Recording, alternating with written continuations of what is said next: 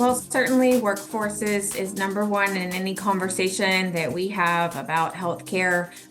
Not only strengthening and expanding the pipeline for development of new nurses, but also workplace safety and protection of our existing workforce, as well as more efficient utilization of our existing workforce. So it really is a big conversation. We're not going to produce our way out of the current nursing shortage.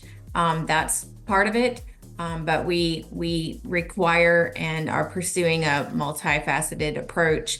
One of the things we've been spending some time on in recent months is digesting the recommendations from the North Carolina Institute of Medicine report that came out, I think it was May or June, around the nursing workforce.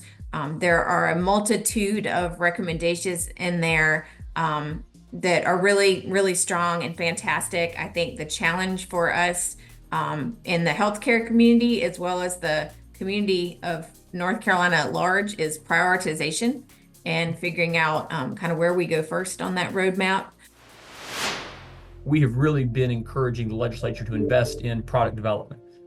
Get some sites ready. We've had a tremendous amount of success. You're familiar with those announcements. That has depleted ready sites. When we talk to site consultants, it's tough, right? Speed to market matters. Having something shovel ready is significant. And so getting the legislature to identify and invest in sites has been very significant. We've seen the mega site study come out, EDPNC. They've identified 7 sites there, I believe. And then we've got nearly 15 in the select site program. And so again, looking to really fund those initiatives a little better, and also identify maybe where there are gaps in geographic diversity in the state for that piece. And so really our biggest priority we hear from members is again, just the state's investment in infrastructure and sites. State government has had a vacancy rate since COVID that is astounding. It's hovered anywhere between 23 and 25% overall vacancies, with some prisons having in excess of 60% vacant. So in terms of employees.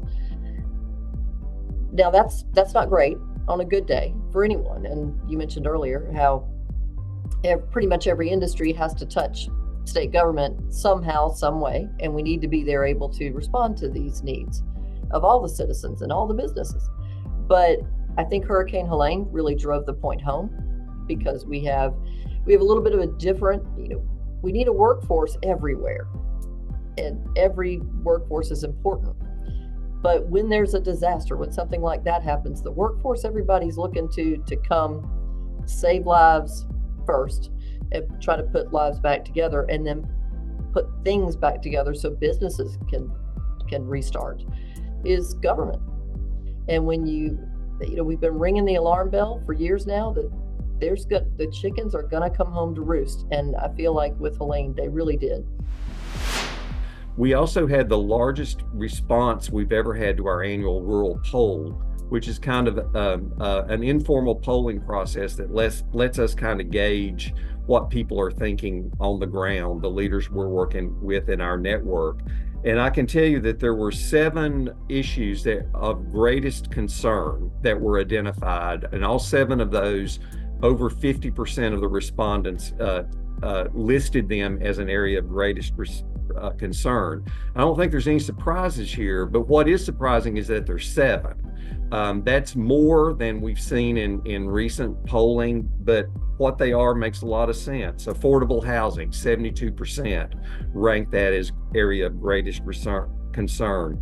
Access to affordable childcare, which is very much seen by our network as a workforce development challenge, 67%. Funding for public K-12 education, 66% greatest concern. Opioid drug abuse, 65%. Availability of a qualified workforce, 59%. High cost of doing business, 50%. Effective local leadership, 52%, major concern. And so our policy agenda very much will reflect that. That's a lot to keep up with.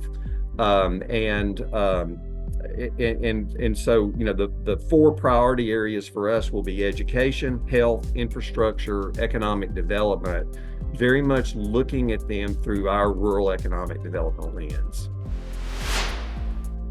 You know, Ben, when you just think about and listen to all of this, I mean, we just have to reflect on the fact that we're just at a big moment.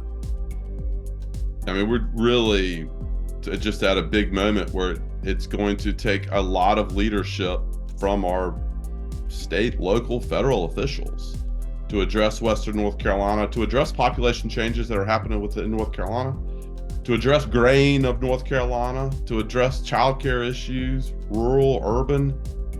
It's just the moment to where, you know, I'm a positive person to where I look at it from the standpoint of it's a moment of an opportunity for us to continue to define who we are as North Carolina, which is we do solve problems.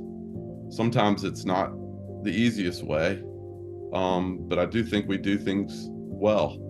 And that's what I'm excited about, but I know that's a challenge for 2025.